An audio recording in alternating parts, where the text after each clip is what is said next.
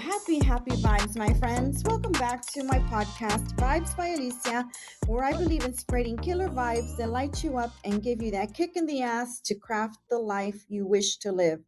This sacred space is dedicated to the lovers of all things business, travel, and lifestyle.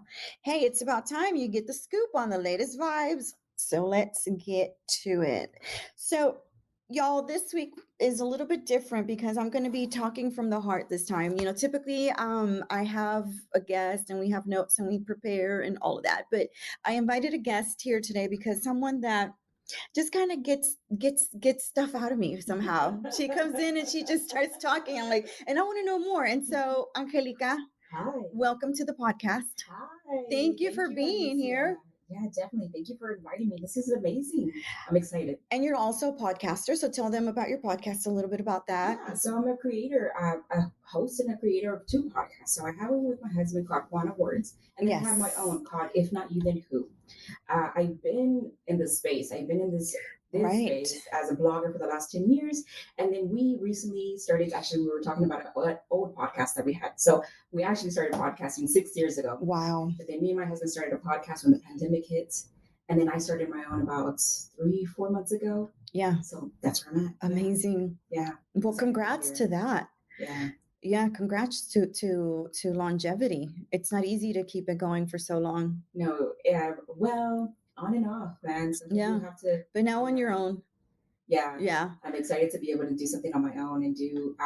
But yeah, anyway. Yeah, that's where I'm at. That's all. Fantastic. And we've been planning to get together and have a podcast together because we wanted to record together. But this week something affected me a lot that I think that really brought something out of me that I've been sort of holding in and not really talking to. I don't really talk about this as much because I just tend to put this subject in the back of my head and the back of my mind, and something that I think you're very familiar with, mental health. And so for me, it's sort of like my protection. It protects me from thinking about those days and those moments. And something, I guess, triggered me this week. It was the case of Gabby Petito.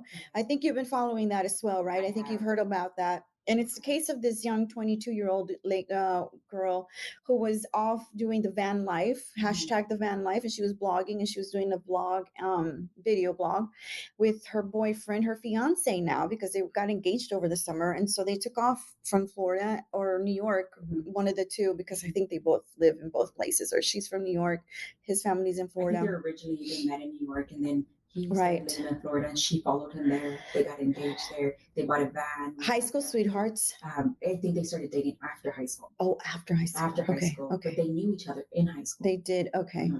So, it kind of like reminded me of my life and where I've been. And toxic relationships was the thing that just kept popping in my head. And as I prepare for the podcast and as I prepare the episodes, I tend to be, very much the teacher. Like, what can I teach, or what can I educate my listeners on, or what information can I share? Mm-hmm. Or, but I did have a conversation with my husband over the summer, and he says to me, you're very controlled in your emotions and what you share. Like, you'll never see me share a cry post on social, or you'll never see me upset or sad, or because I think I keep all of that to myself, like not even my family knowing. Is that what? Culturally for you to keep the things in and to not share too much? I think so, because I think I have to always protect the people around me from that. Like, I am always taking care of everybody else. And so if I share my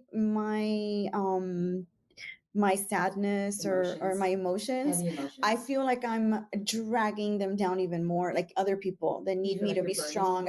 I'm a burden for them. Yeah. So I have to stay strong. I have to maintain the strength. I have to maintain a sense of like composure. You got it together, you pull it together, but then you fall apart in private. Yeah. You fall apart in private, and only maybe one or two people ever see you fall apart. Yeah, and for me, it's my husband. Yeah. Yeah.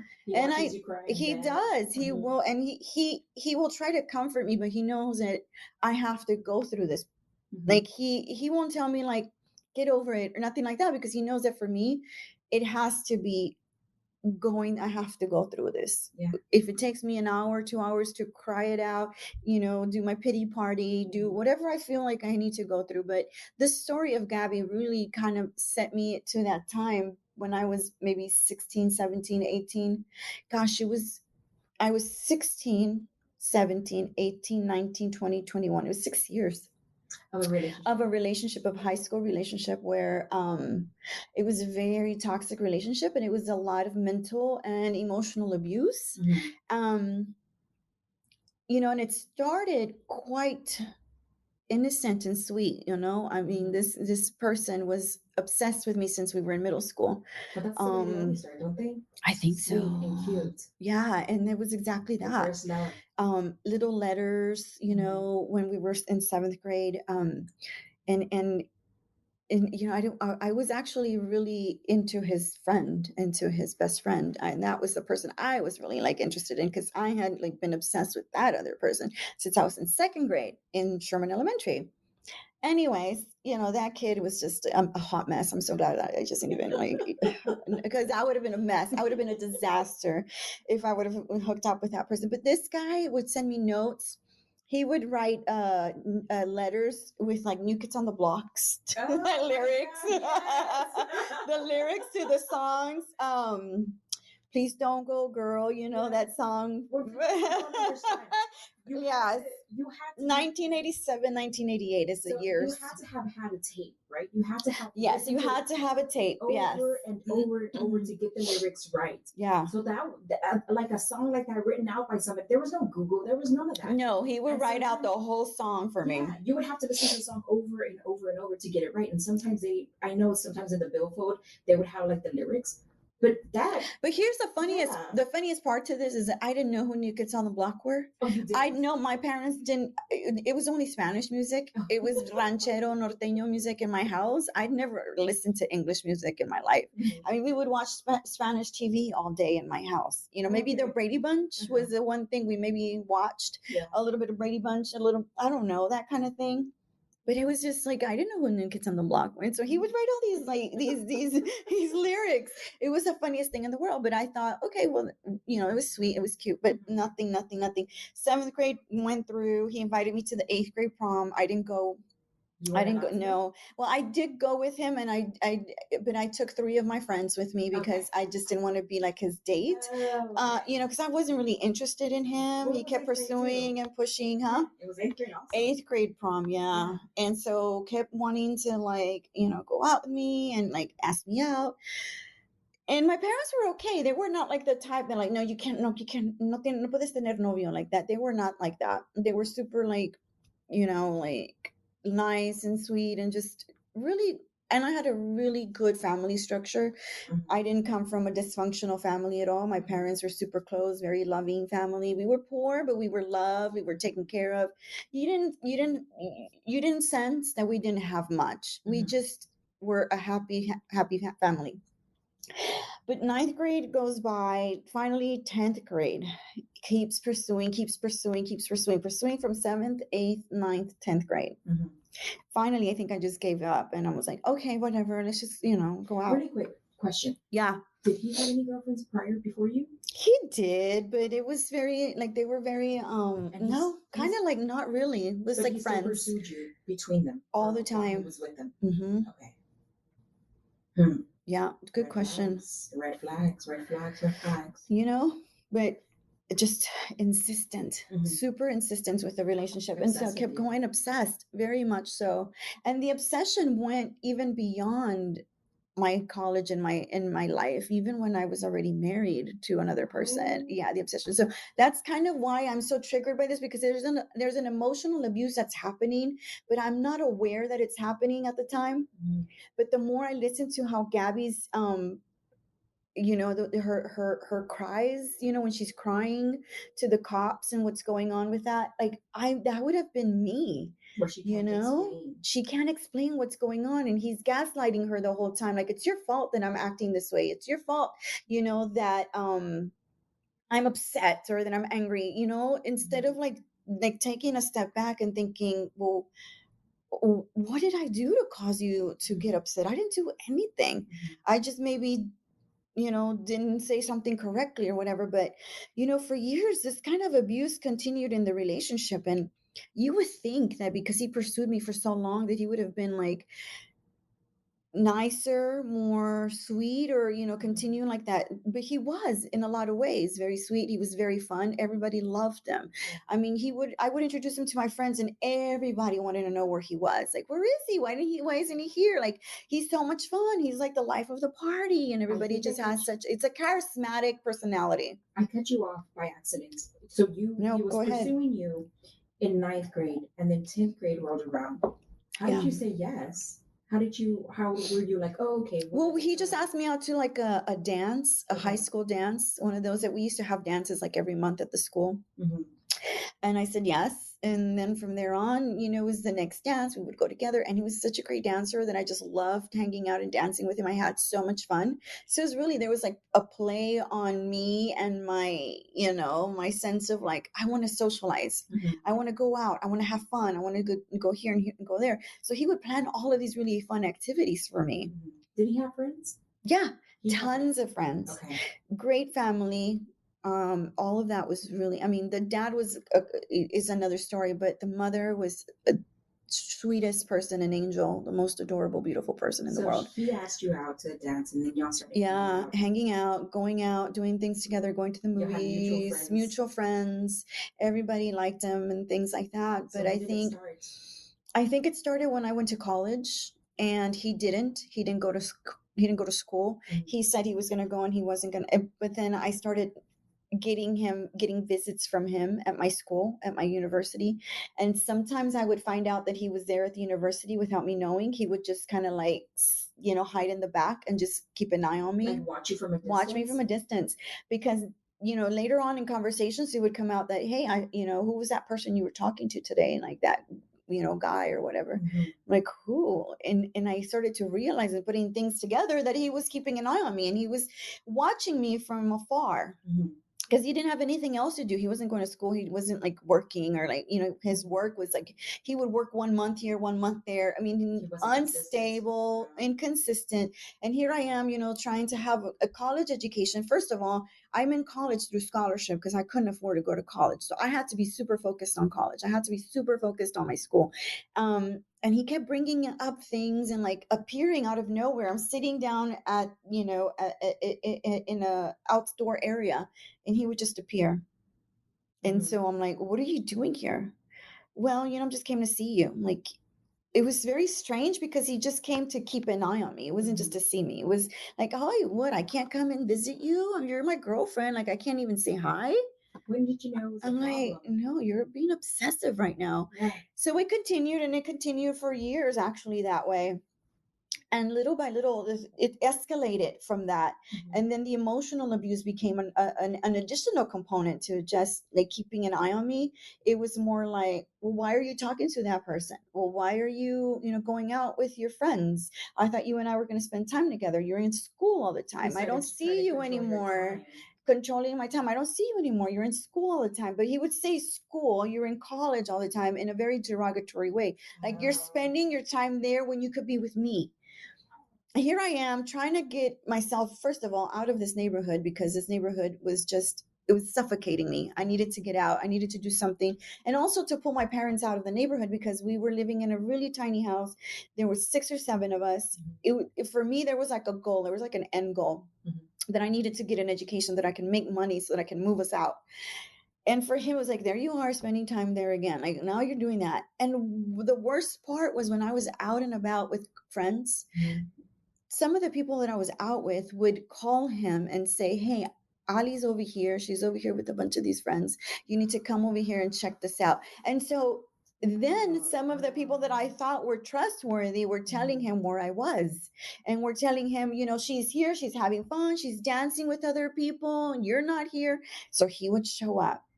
And I'm over here dancing, having a good time. He would come and pull me out, scream at me in front of others, humiliate me in front of my friends, and so I would just, tell him to go away, I would fight back. Mm-hmm. But why do I have to fight back, Angelica? Why did I have to get to that point where I was like literally punching him? Mm-hmm. And it became a running joke. Oh yeah, don't piss her off because she's gonna punch you. Yeah. So you look like the abuser. But I look like the idiot. And that's what happened with Gabby, where the cops said, she looks like she's the aggressor. Yeah. She's being the aggressor. She's emotional. She's emotional. But I got to that point through multiple and consistent physical and mental abuse. I mean, no hitting. Mm-hmm. I'm not talking about that, but there's pulling, there's pushing. Yeah. There's and the emotional abuse, and then years kept going by. Finally, I'm graduating from college, and he's like, so finally we're going to get married. Finally, you're going to, leave school. Finally, you're not going to be, surrounded by those people. And then he's like, because you've changed so much. Now you speak like you're such a smart girl. You're not the same girl that I met. And now you think you're everything. And again, bringing up these comments of like, that's so weird. Why would he not want you to better yourself, to be a better person? Because he never bettered himself. So I was leaving him behind. Why is that a big scare for men? Because I've heard that several times. That's one of men's big scares, for you to leave them where they're at, as opposed to them thinking that you can bring them. And it's like it's a thing. I don't know if it's machismo. I don't know what it is for them to think that you're doing better, that you could potentially help them, because they want to control how it's helped, how you maneuver, and what you do, and how you spend. That controlling aspect of it's part of his upbringing, though. Mm-hmm. His father was extremely patriarchal, very machista. He would say, why do you let her wear that clothes? Why do you let her wear that skirt? Why do you let her? It was a lot of like, ¿por qué la dejas hacer eso? Mm-hmm. Like, he's supposed to give me permission to be me and to be able to dress the way that I want to dress, act the way that I want to act, do the things. And well, at home, my parents are encouraging me, to be fun, to be authentic. I've always had a very sexy, sensual side to me ever since I was a young girl. And my mom always played up on it. She would make my dresses super short. She made my sister's dress like a huge cleavage, and we were going to freaking high school. But my parents were super like chill about those things. And my dad would always say, like, que le valga madre, like, who cares? Déjenla que ella sabe lo que hacen. Like, he would not even, and my dad was raised in a very patriarchal way. But for me, he would, and with his girls, he was super open-minded and like really cool, like super cool. So it was difficult for you. So it was difficult to see that. And for him, that my parents wouldn't put a stop to me. Like, why don't you put a stop to her? You should be putting a stop to all the things that she's trying to do. She's traveling with her friends. You shouldn't even be letting her go. The kinds of things that you would think now, like, wow, if I saw my son acting this way with his girlfriend, no, there's no way. Yeah. No, I would have a very serious conversation with him, because don't do that. What? That one time that Edgar, my son, that I think he was like raising his voice, because their voice deepens, and so his like just like vibrates, and it's profound. And he was talking to me pretty heavy, and I was like, Edgar, I was like, okay, stop. I was like, you have to stop. I was like, first of all, I don't appreciate the tone. I don't appreciate you raising your tone and deepening to like try to overshadow me. That's controlling. Two, I was like, if I ever hear you talk like that to your girlfriend or wife, I will, and promise you, Edgar, I will call the cops. If I ever feel you a threat to anybody, I will call the cops. And he was so surprised by it. He was like, Mom, I was like, because you're using your male like stance as a way to control. That's not okay. Yes. It's like, use that against maybe other males who are threatening. I was like, but a girl who's defenseless, no way. There's no way. There's no way to do I agree. I think if it were me and it was my son, I would definitely have that conversation too. Like, you just do not talk to that person that way. And the thing later, it's like, how did I put up with it for so long? That's really the thing that really always bothers me, because I think there was a mental component, there was a mental fright that he really instilled in me. And he said, nobody's going to love you like me. There's no one that's going to love you as much as I love you, because look at everything I'm doing for you. Can I opinionate? Yes. I think you were scared. Probably. I think you were scared. I think because that's, and I've had and when we first when you mentioned the topic to me, I had to recollect some of the conversations, some of the relationships that I had. And I remember telling my husband this. I was like, I used to have a boyfriend who wasn't very like controlling of much, but he did like to know where I was at. He did like to know where I was. Yeah. But when he was with me, he liked to control me it was weird. He would stop at stop signs and he would sit there and he'd be like, Angelica, I have to tell you something. I'm like, yeah. He's like, I have to tell you something. I'm like, yeah. And he wouldn't say anything. He would just sit there. It was at the corner at the stop sign before my house. He didn't want to drop me off. He wouldn't leave me at home. He wouldn't leave me there. He wanted to be with me. And he would sit outside of my house and just sit there for hours. And I was like, and I told my husband, I was like, Juan, I was like, if anybody were to hurt me, it would have been the nicest. Yes, that's exactly who would have hurt me. He would have put his hands over my neck and choked me to death silently. That is scary to think. But that would have been me too. And looking at her case and how she was so emotional, I would get so emotional too, and I would fight back. Yeah. And it was always my fault when I would fight back. You know, the gaslighting that happens. Yeah, I would get like that too. I'd be like, hurry up, can you just drop me off? Leave me, like take me home. I'm so mad. I'm so frustrated. He's like, it's because I'm like, what? Like you have to stop. And then the sorries that I'm sorry. I didn't mean to. And then you forgive and you forgive. And then you're like, why am I forgiving all the time? What am I getting out of this? And to be honest with you, I knew I wasn't going to marry him. He had proposed, you know, because I was already finishing up college. And we always said when I finished college, I was going to get married. We were going to get married. And he did propose. But the day he proposed, I had a conversation with my dad. And my dad said, I don't know why you even think that you're ready for marriage. You're 21. You haven't lived life yet. You've only known him. And on top of that, you're going to be taking care of him because he's doing nothing with his life. He has nothing going for him. And you've exceeded everything look at where you come from and where you're going now. Look at the things that you're doing. Why are you putting up with someone who's mediocre when you superseded all those expectations? And that conversation just led me to just really believe in myself and like really determine that. He said to me, you feel like you're not deserving of more. You are deserving of more. You're so deserving of more. And that's the topic, and that's the mentality that we have to instill in the young ladies, is that the reason why so many of them get with someone and get engaged with someone or get married so soon is because they don't think they deserve more than that. So offering, right? We're talking about what sometimes what we have to offer, right? Because if we're going to offer, we have to be able to know what to offer, right? And yeah, sometimes I am not the same person I was 10 years ago. Yeah, of course. I am much more, for example, like even making money, right? I can offer more now than I could have 10 years ago, for sure. But if they can't even offer you mental stability at even such a young age, they can't offer you like, hey, I'm going to college too, because I want to do just as good. Yeah. I want to, the way you're bringing me here, I'm also like trying. But if they can't even offer you either or nothing, what could he possibly have offered you? You know, and he knew that he couldn't offer me anything.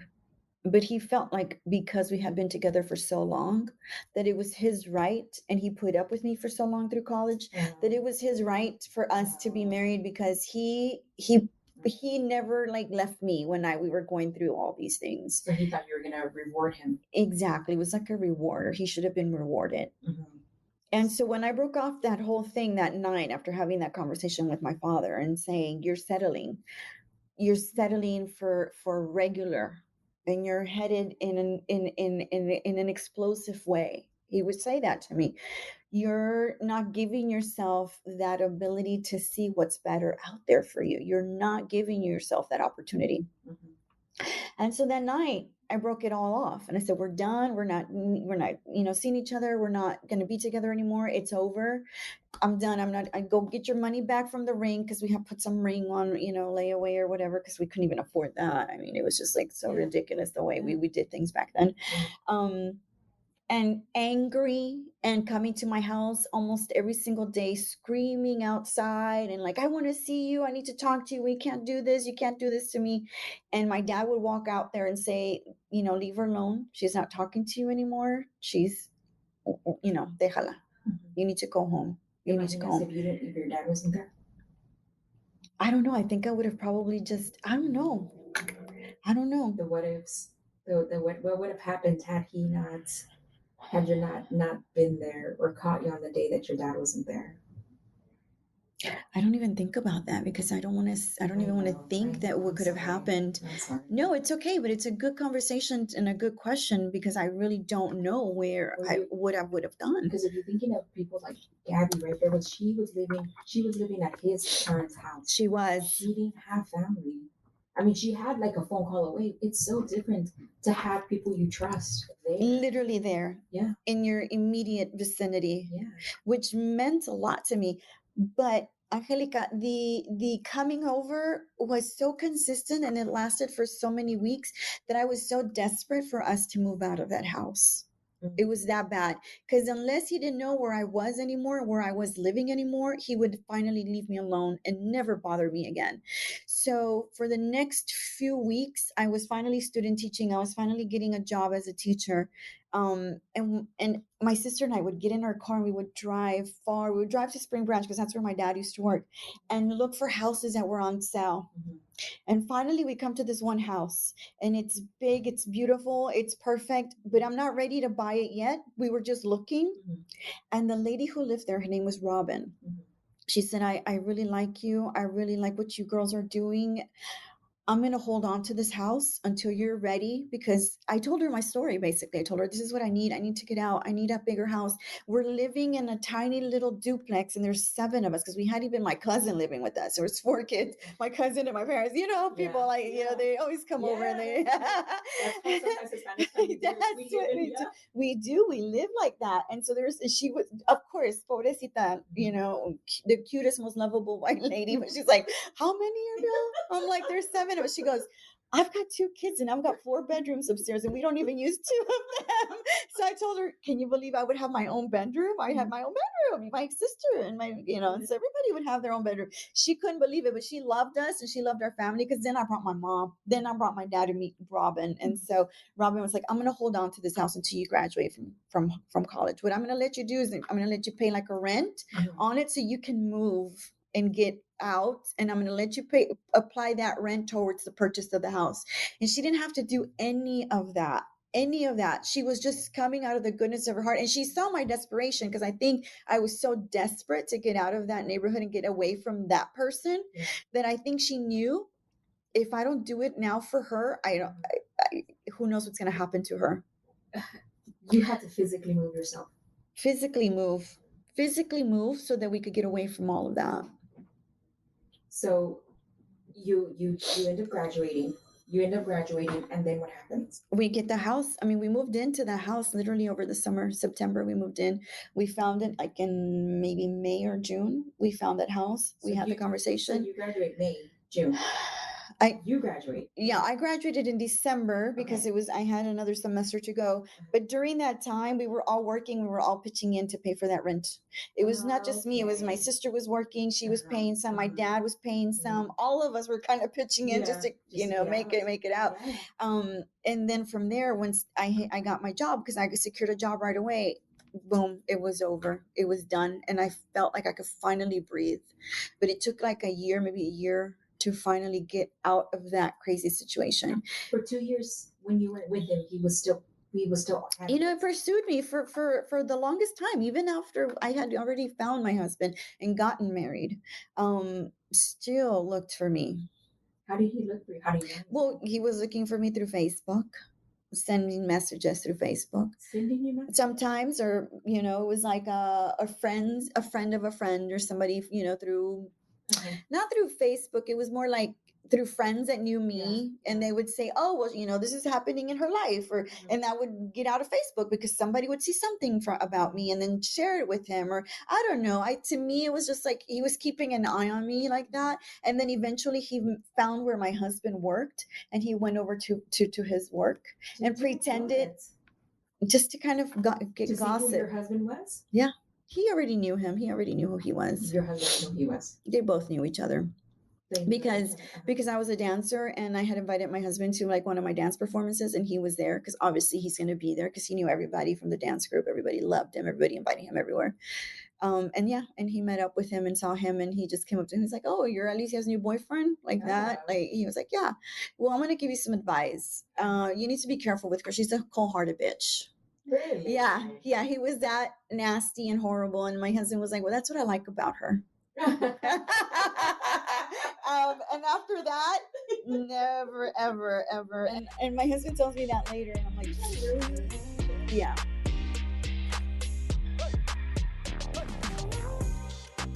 Five by Alicia Season 5 is sponsored by SNR Creative. Are you putting your money towards visibility but not seeing any change or business growth? Well, that is the problem. SNR Creative is a boutique marketing and business development firm in Houston that specializes in turning your ideas into reality in the most creative way possible.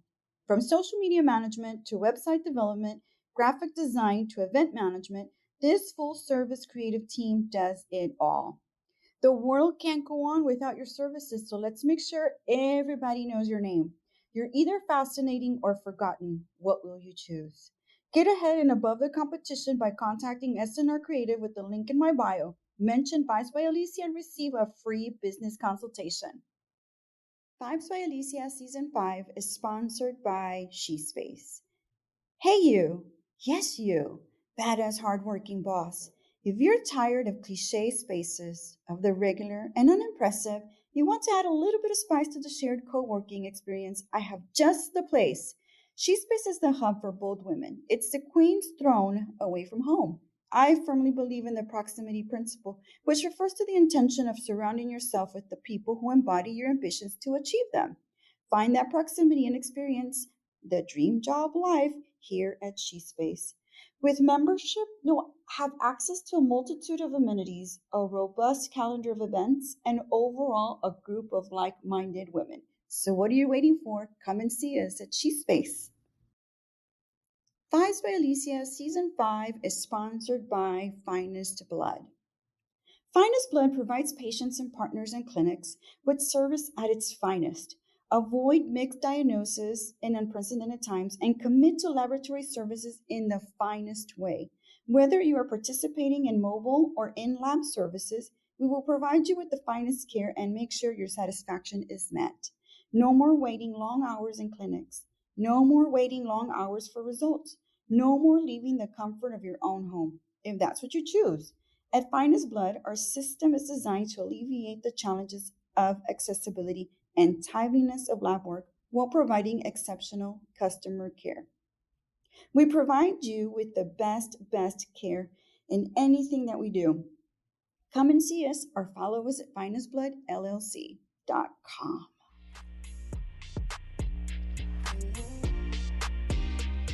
But see, the thing that I was very smart about is that I shared this whole thing with him beforehand. Mm-hmm. Even when we were first dating, I told him about this whole experience that I had with this person. Mm-hmm. And so he knew my story, he knew my history. So for him, he kind of knew where I was coming from. And yeah, so that whole toxic relationship thing, it was like super triggering and super affected by it. I was very much affected by it. Mm-hmm. So, okay. So he does end up. Where did you think that it was? Are there any like specifics that you were like, okay, this cannot be okay?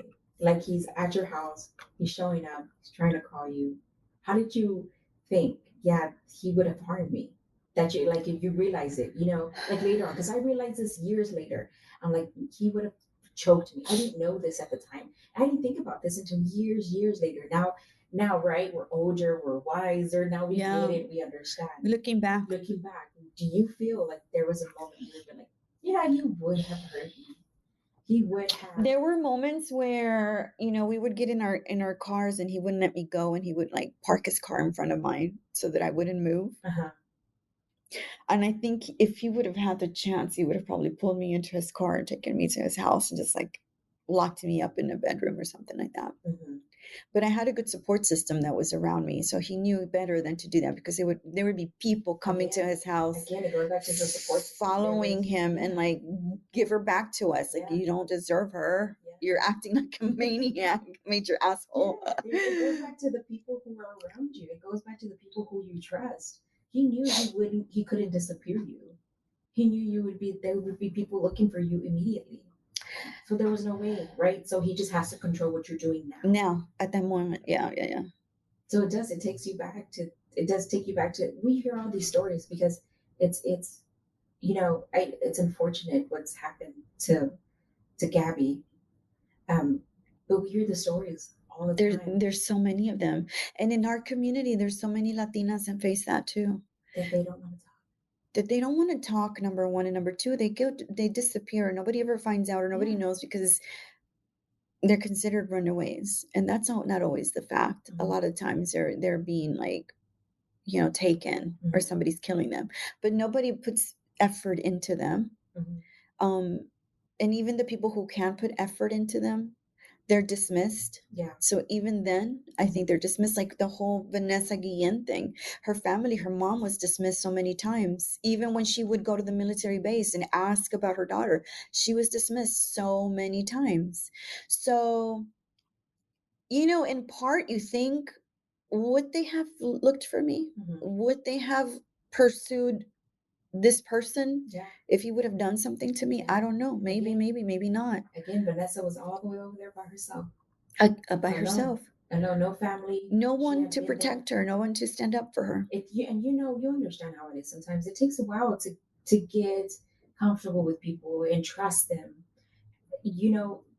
It was not so long ago that Gabby was like in New York and she met him there, but they came over here. So it would have taken her a couple of years to trust somebody there. The same way that Vanessa would have taken a while to trust people there too, right? It's not immediate. And you don't know their characters so easily. You don't know them so fast. And so how do you, okay, so question. So then what do you do, right? You have maybe a neighbor girl who's young and she's alone and she doesn't have a lot around her. What do you do as a spectator? You try to advise as much as you can, but ultimately it's up to her to make the decision and execute on it. So what would you tell them? What advice would you give? Most of the time I share my story with them when I see them suffering and I tell them, this is how I got out. This is how I moved out. But I have to also realize that I did have good support around me. A lot of these girls don't. And if they have support, they don't have enough strength to give the support that you need. You need a freaking strong ass family to like come through for you and to stand up for you and say, déjala en paz.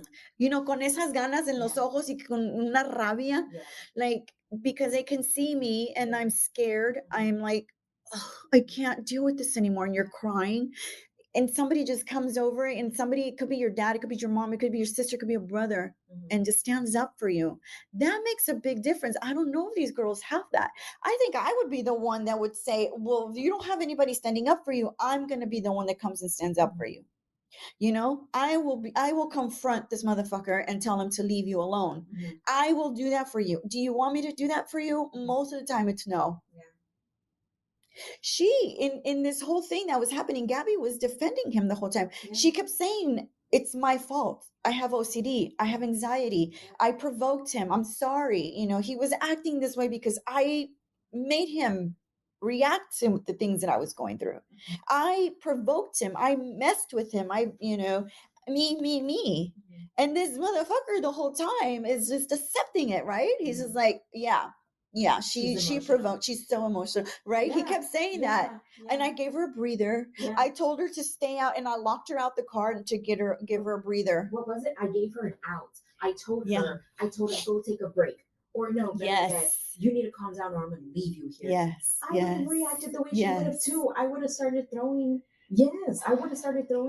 my hands at somebody and been like, you can't leave me in the middle. Where were they? Wyoming, Utah? It was Wyoming. Yeah, Jackson. Yeah, I would have done the same thing. I was like, I don't have how are you gonna leave me here? There's no airport. Like, we're in a small town. Adding on to that, the way the cops treated her and the way they treated him, you think they would have treated us that way?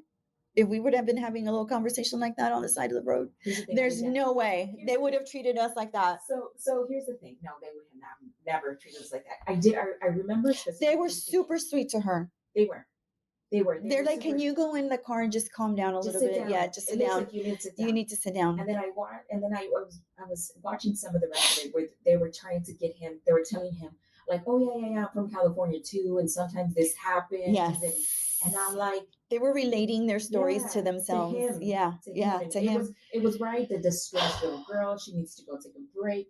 Move her aside. Go over there. We need to talk to this guy. Like, hey, sometimes they act like this, and you just have to keep your cool. I know. That is the most infuriating. I don't The want to most. blame. I don't want to blame the cops, and sometimes because they try to make it out to be like a mental health crisis, right? And it was like I don't. I don't think that was it. Yeah. And knowing now what I know, again, we go back to Mm-hmm. maturity. And I'm not a cop, and I'm not a mental health specialist. As somebody who just suffers from it, I I can tell the difference within myself, and sometimes I can tell the difference within other people. She was.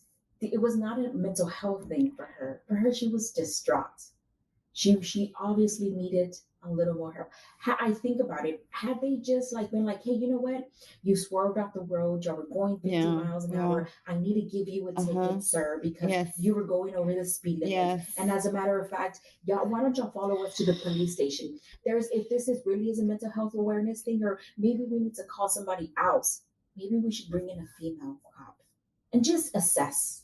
Maybe we imagine, need more help. Maybe we need more help than just separating y'all for a moment. Yeah. Maybe. Which by the way, they did tell them to go off in their separate, go sleep separately. But what's going to happen the next day? Alicia, it was a domestic issue. It was a domestic abuse issue. It was. And there were 911 calls that said he had slapped her. Yeah. And they had seen it. Yeah. And they knew that information before going. Because I believe the dispatcher had to relay that message, right? I wonder if they relayed the message though. I'm not sure about that. I'm not sure if they were given that information. I've been listening to a few podcasts about it, and I'm not sure. Nobody's really sure if they were given that information that he had hit her, and that a person saw it and they called it in. So yeah, I don't know. I mean, that's to be seen or to be discovered, I guess, in the future. Yeah, maybe I am overtalking. But I look at it, I look back at it, and they did try to comfort her, and they were very sweet and very nice, and they were treating her more like a little girl than a woman in distress. Yes. And because she looks so young and so innocent and cute, and I think that's one of the reasons why so many people are obsessed with this story is because she's such a cute young girl, and she documented everything on her Instagram, which by the way leads us to another conversation, that all you saw on her Instagram were great, beautiful things that were happening on their travels. We didn't see the craziness that was happening behind the scenes, how he was getting so angry at her because she kept posting, and at the cafe that they were at that morning, she was posting all the things for her blog, and he was getting tired of her posting on her blog this long, and she was writing again. She was working on herself, making something out of this, and he didn't like it because it wasn't enough attention on him. Yeah. The same situation that happened to me. There you are going to college and you're not paying attention to me. I put up with you already for all these years. Yeah, no, I'm done.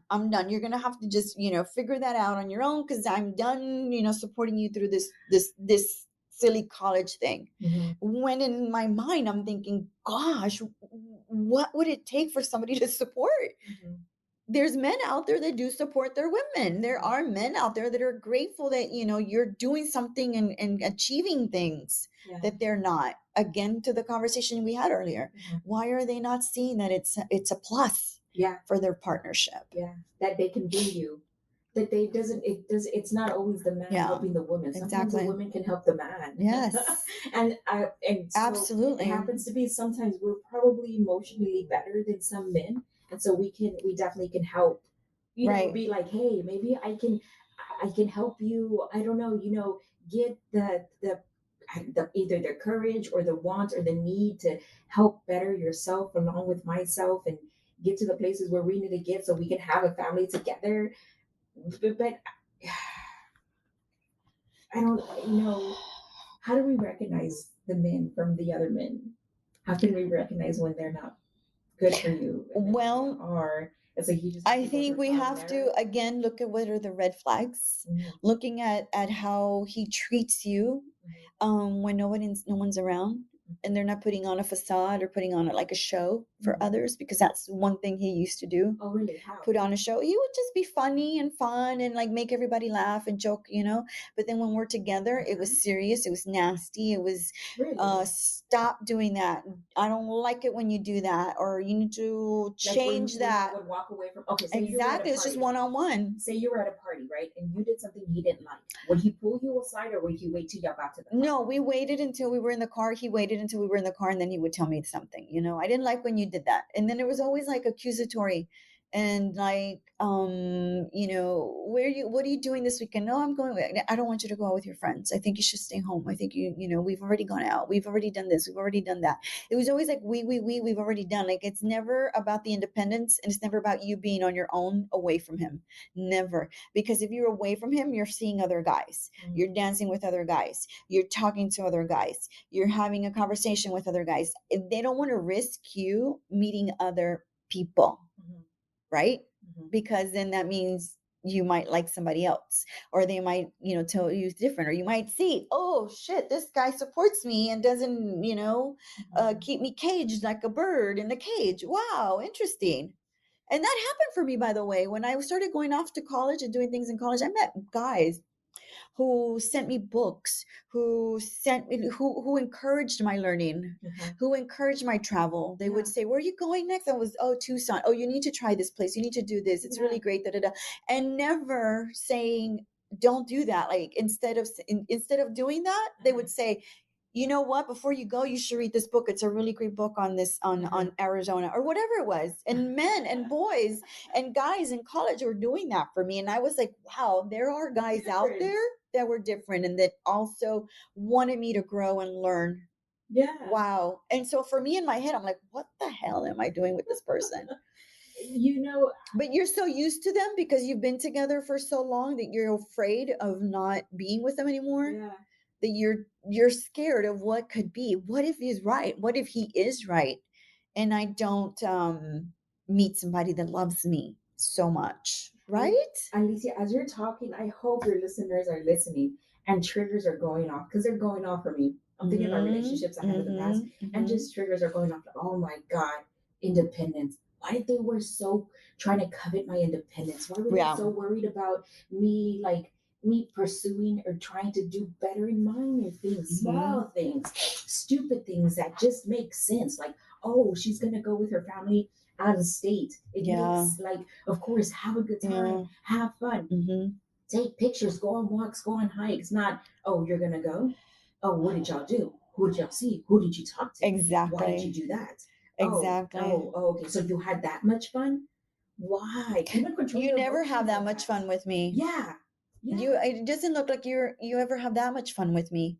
I went to study abroad in Mexico, and I came back and I knew different music. I learned so much on this study abroad program. You came back changed. You came back different. You're not the same girl that left before. And now you like this music. Like, it was Mana, right? Like, I had learned about Mana and fucking Merida. And he was like, I've never heard of that group.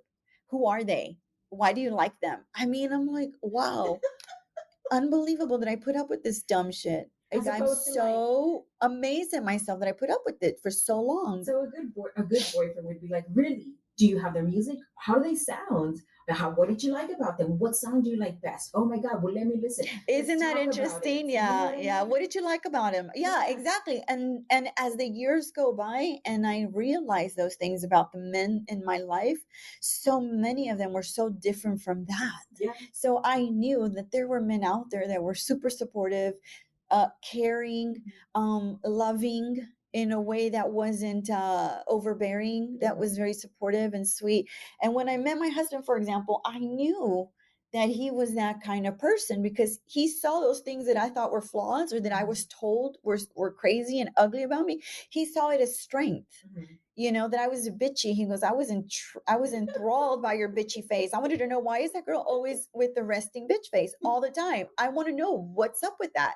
So he goes, you intrigued me. I wanted to know about you. I wanted to know why you always walk from every class to your car, because he would see me, in college. You walk from class to your car and you just drop your bag in your car and you get in your little Corolla and you take off. You don't look at anybody. You don't do anything. You don't say hi to anyone. I'm like, yeah, because I'm going to work and I'm probably, running to work from school, going to work. And he goes, yeah, all those things I paid attention to. And I wanted to know, why is she always in a hurry? Why does she not pay attention to other people? Why is she always minding her business? Why does she look like she's always on a mission? It's like, you're always on a mission. He still tells me today, it's like you walk around like you're on a mission all the time. I'm like, I'm always on a mission. I'm always on a mission. There's stuff to do. And he's like, yeah, you're always on a mission. And so those things that person saw as ugly and bad about me were strengths to another man, another person that saw it. Like, damn, I want to know about her because she's like different. What is the word? Chingona. Yeah. She doesn't put up with shit. Yeah. And he goes, I asked people around, the university, and they're like, man, you don't want to freaking talk to her. She will freaking put you down, and she will like tell you what's up. And again, it kind of goes back to my neighborhood, but because I didn't put up with a lot of shit. But he was like, man, I wanted to know more about you. Like, who are you? You were intriguing to him. I was intriguing to him. And so when he met my sister and my sister told him about me, he goes, man, your sister, I need to meet her. I need to know who she is because she sounds like somebody I need to know. She was like, yeah, she doesn't give anybody the time of day. I hope your listeners are really paying attention to those. Though that can be, that there's more. And that we share our story, because I wouldn't share this story, honestly, because I keep so much of this stuff inside, just because I don't want to relive it a lot of the times. Yeah. I mean, yeah, it is. Yeah. And you know what, Alicia? Thanks for sharing, because it's going to make the difference. For me, now I know. You know what I mean? Now I want to go back, and because I reshare my stories with my family that I hear. Now I know, like, I take this with me and I go and I share it with my nieces. Like, oh, I know somebody who kind of went through this, and this is what happened, and this is where she's at now. There's more to this. You can do more than just this. And there's always more to anybody. Everybody has a story. Everybody has a background. Everyone has something that has happened to them or has changed them and molded them into the person that they are today. I don't think everybody taps into that. Because I think for me, I don't want to keep it inside. I don't want to talk about it because it starts to release these emotions for me again. And I start to get anxious again. And I start to think about, why the hell did I not get away from that when I could have? But again, it was a learning, it was a process, and it was something that had to happen to me so that I could come out in the end the strong woman that I am now, the one that doesn't put up with shit, the one that sees a guy like that and I can identify him immediately and be like, okay, y'all, this is somebody we need to stay away from. This is a problem. Yeah. And so I identify, and my husband does this for me. He will take me on luncheons and dinners with business people because he knows I have that intuition now. He knows I can sense somebody's being fake, somebody's being good, somebody's not good. He knows that. So he'll bring me along and I'll go home and like, yeah, you have to be careful with this person because this person's got something going on. And there's something, there's another agenda, and the way he speaks, the way he's portraying his nonverbal language, I'm paying attention to a lot. And so those are things that are strengths for me now, but those are things that I gained through, those years of putting up with that and dealing with that sort of thing and realizing, fine, I went through that, but it made me who I am. But if it can teach somebody a lesson, I'm hopeful that it does. So what would you, if you have men listening, what would you tell them? For me, this is just me. For those men that might be listening, I think you recognize your own toxic traits. Yes. And you can change them. You absolutely can. And it's not like you're a lost cause. It's not like, oh, you're trash and we're talking trash about you. No. It's more like, yeah, you have them. We all have toxic traits. You just have to work on changing them. You have to work on them, but you have to realize that you have them. You have to, first of all, acknowledge that you have toxic traits. Sometimes people will point them out to you. And it's you know what? It's when people point it out to you and it's the thing that makes you mad. You're like, no, I'm not.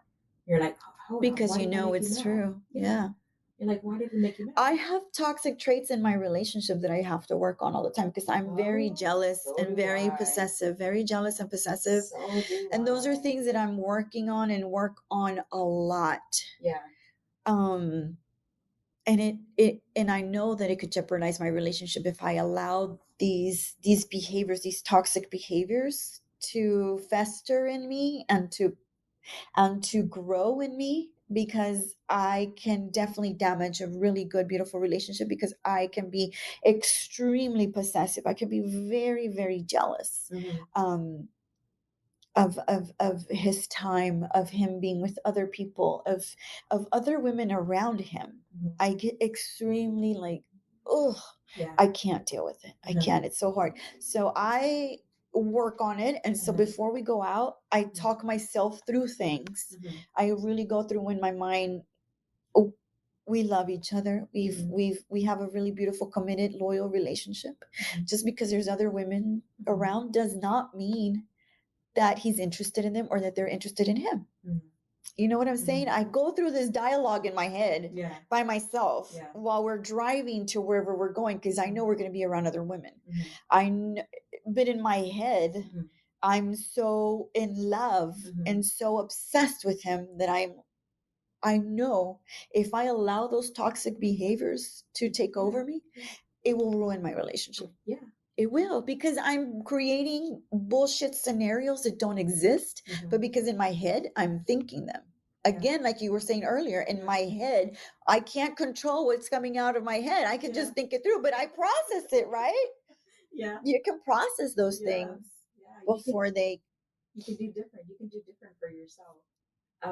But I think if you're a young guy, I know that this is that it's not the be all end all. No, when you're out of a relationship, you don't have to pursue her like that. You don't have to think you think that somebody else, because you will find somebody else. You'll find somebody else the same way she is, and just wish her farewell. And wish her well. If you love her, wish her well. If you really care about her, wish her the best, because that's really what you want for somebody that you love. Or do what we do. Go to the bed and cry. Just cry. Cry it out. Cry it out. And don't bother me while I'm crying it out. It's a good conversation, but I think a lot of I think young women need to really hone in on that and hone in on that intuition and that sense that you have in your body that tells you something is not good, and listen to it.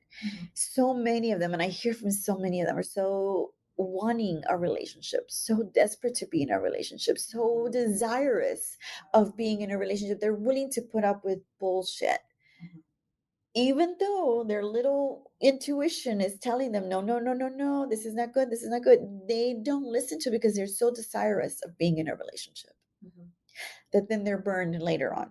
I just tell them, please, please, please, please, you do not have to be in a bad relationship just to be in a relationship. Dale tiempo, give it time. But again, social media has a big component on that, because they see everybody showing their beautiful couple goal photos.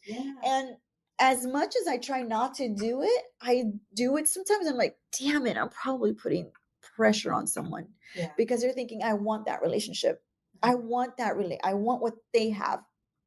It's years and years and years. You've been married a long time. It is years of honing this and nurturing and nurturing. We're still working. And still doing it. Again, I said it just earlier. I'm obsessed. I'm possessive. I'm a jealous, crazy woman.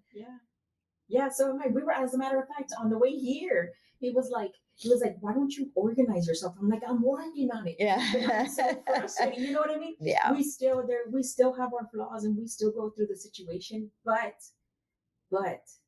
the idea that he's so willing to grow with me says so much. Exactly. Says so much. And it keeps me in the relationship because he's willing to grow. He has that willingness, not only just willingness, not just saying, yeah, I'll work on it. No, but actually taking the making steps. Actually executing on everything that he says he's going to do for you and actually doing it. That we're not having the same conversations we were having 2 years ago. We're not bringing the same stuff. And if it is, we're like, oh shit, what happened? We were working so well. What happened? Like, exactly. Where did you mess up? Where did I mess up? How do we work on this stuff? And that's really the real #couple goals. When you together are working through these issues together and growing through them together. That's really the thing that's not shown on social media. It's not shown on Instagram. Because it's so difficult to to show that. And it's difficult. It's very hard. People assume that you must have a beautiful relationship and you never fight and you never argue. Yeah, we freaking argued yesterday, and I cried yesterday because he said something to me that I told him, I knew you were going to bring it up, and I thought that you wouldn't bring it up, but I knew you were going to do it. And he was like, yeah, I thought we were past it. He was, I'm sorry, I forgot. I said, take it back. Don't say that ever again. I was so upset. I was crying and hysterical. And then I got over it, but it's like, it really is, but that's not something I'm willing to share on social, because that's a very private moment that he and I have together. Yeah, because it's yours, and you have to very private. Yeah, and you would hate to think that you would share that and somebody think. Sometimes I don't want people to think bad about my husband. You know what I mean? The last thing I want to do is put a bad palette. Yeah, of course. Yeah, about my husband or my relationship. You know what I mean? We're still working on it, and it's a work in progress. But there's a, for me. Yeah. If ever the growth stopped, yes. If I felt I was like mentally in danger, yeah, or physically in danger, yeah, because there is that mental and that physical abuse. If I ever felt like that, I would, it's like, all right, it's time for me to go, or. You know what I mean? I don't know. Again, I think I am in love with my husband. I would exhaust all resources, like couples therapy, this and that and this. But there's a different. I don't know. You know what I mean? I never feel like I'm ever in physical danger. No, of course not. And I think in retrospect, and being 46-year-old woman now, looking at my 16-year-old self, I definitely can't make those assumptions that I would do what I'm doing now, that would have done then, because these 20, 30 years have given me so many more experiences and reality checks that I can't hold that 16-year-old girl accountable for the things that she did. I can't, because that's who she was at that time. You didn't know any better. I didn't know any better. So one thing was forgiving myself for putting up with all of that, because that's one thing I always go back to. Why did I put up with it? I have to forgive myself for having put up with all of that, because I just did. I just put up with it because I didn't think there was anything better out there, until I realized that there was other things out there for me. Until then, those years, I, suffered through them. But this is a conversation that I think is so good. You know what? We can go down this water hole for a while. Forever. Yeah. But guys, if you like what you're listening to, please let us know. Give us your feedback. We want to hear from you. Angelica, thank you so much for being here today. You have been the best, and I'm going to tag everything that Angelica does into the description so that everybody knows where to go and follow you.